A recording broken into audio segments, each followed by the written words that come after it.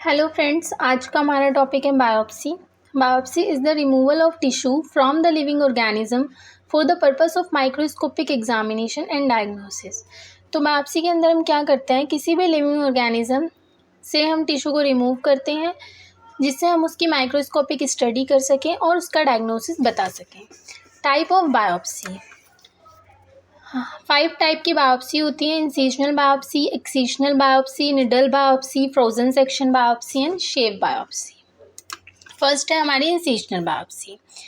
When only the small section of tissue removed from the lesion for the purpose of histological evaluation, it is called as incisional biopsy. जब हम अपने legion में से सिर्फ छोटा सा टिश्यू रिमूव करते हैं for the purpose of histological evaluation, उसको हम इंसिजनल बायोप्सी कहते हैं। हमारा कोई भी लीजन है, हम उसे पूरा रिमूव नहीं करेंगे, हम उस लीजन में से एक छोटा सा पार्ट निकालेंगे, उसकी हम माइक्रोस्कोपिक इवैल्यूएशन करेंगे, तो वो हमारी इंसिजनल बायोप्सी होती है। Incisional biopsy is divided into 2 type. इसके 2 टाइप्स होते हैं, wedge biopsy and punch biopsy.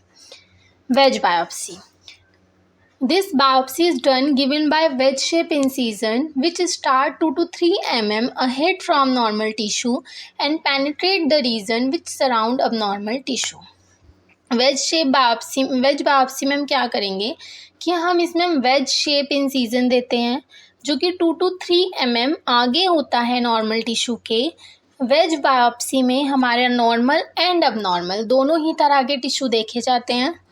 इसमें हमने वेज शेप इंसिजन दिया है जो हमारे नॉर्मल टिश्यू के 2 to 3 mm आगे है, अहेड है। 2 टाइप के हो सकते हैं, desirable narrow wedge biopsy and undesirable broad shallow biopsy. Next है हमारा पंच बायोप्सी। पंच बायोप्सी भी हमारा इंसिजनल बायोप्सी का ही पार्ट है। In this small cylindrical punch applied over the lesion till complete thickness of the skin and chunk of the tissue is removed। तो पंच biopsy में हम स्मॉल सिलेंड्रिकल पंच का यूज़ करते हैं। हम अपने सिलेंड्रिकल पंच को लीजन के ऊपर अप्लाई करते हैं और चंक ऑफ टिश्यू को रिमूव कर लेते हैं। फिर उस चंक ऑफ टिश्यू को स्मीयर बनाएंगे, स्टेन करेंगे, देन माइक्रोस्कोपिक एग्जामिनेशन करेंगे। नेक्स्ट हमारी होती है excisional biopsy. Excisional biopsy, in this a lesion totally excised for histological evaluation. It is done in case which are benign and needs complete removal। तो excisional biopsy में हम क्या करेंगे कि हम अपने पूरे लीजन को ही रिमूव कर लेंगे।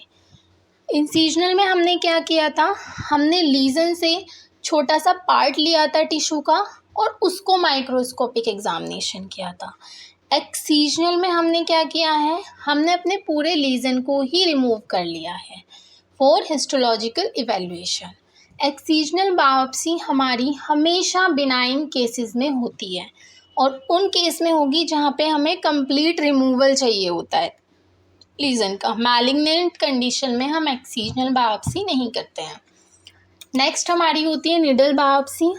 Needle biopsy can be of 3 type, core needle biopsy, fine needle biopsy and aspiration biopsy.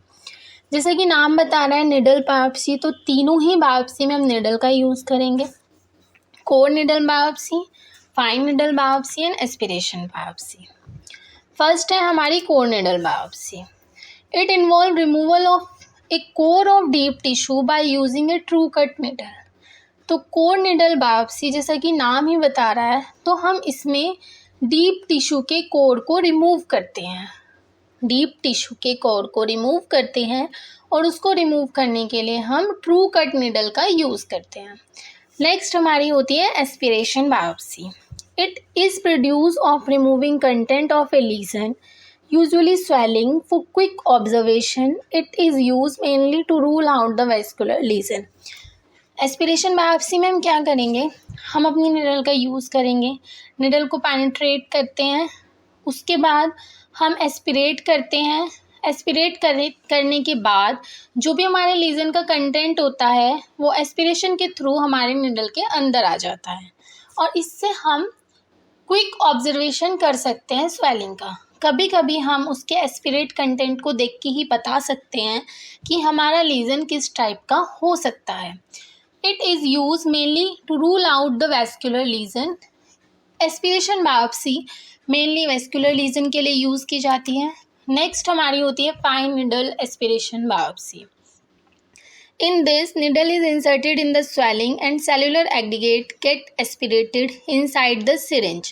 These are then smeared over a slide, get stained and visualized under the microscope by an oral pathologist. तो fine needle aspiration में हमने क्या किया, हमने अपनी needle ली, हमने अपनी needle को इंसर्ट किया स्वेलिंग के अंदर। इंसर्ट करने के बाद हमने एस्पिरेट किया। तो जैसे ही हम निडल को एस्पिरेट करते हैं, जो भी हमारे लीजन के अंदर का कंटेंट होता है वो हमारी सिरिंज के अंदर आ जाता है। फिर हम उस कंटेंट से स्मीयर बनाते हैं स्लाइड के ऊपर। उस स्मीयर को हम स्टेन करेंगे और स्टेन स्लाइड्स को हम माइक्रोस्कोप के अंडर एग्जामिनेशन करते हैं, देन फाइनल डायग्नोसिस देते हैं according to the slide. Next हमारे पास है frozen section biopsy. It is performed in order to get an immediate histological report of lesion. The tissue is obtained from the lesion and it is kept in deep freezer and then frozen tissue is sectioned and stained to get prompt diagnosis. Frozen section biopsy में हम mainly immediate histological report की जब हमें ज़रूरत होती है तब हम frozen section biopsy करते हैं, मतलब हमें तुरंत रिपोर्ट चाहिए। जैसे कभी हमारी मैलिग्नेंट ट्यूमर्स की सर्जरी चल रही होती है तो हमें इमीडिएट रिपोर्ट की ज़रूरत होती है कि हमने इतना टिश्यू निकाल दिया और हमें कितना टिश्यू रिमूव करने की ज़रूरत है। तो ये हमें कैसे पता चलता है, हम बार बार फ्रोजन सेक्शन बायोप्सी लेते रहते हैं और जब तक हमारा एक नॉर्मल सेल्स का स्लाइड नहीं मिलती हैं हम तब तक अपने लीजन के सराउंड में कट करते रहते हैं। तो फ्रोजन सेक्शन बायोप्सी पहली चीज़ हमें इमीडिएट रिजल्ट देती है। दूसरा पॉइंट है कि ये ड्यूरिंग सर्जरी भी यूज़ की जाती है। इसमें हम क्या करते हैं, हम लीजन से टिश्यू को रिमूव करते हैं, फिर उसे डीप फ्रीज़ करते हैं और फ्रीज़ होने के बाद जो हमारा फ्रोज़न टिश्यू होता है उसे छोटे छोटे सेक्शन में कट करेंगे।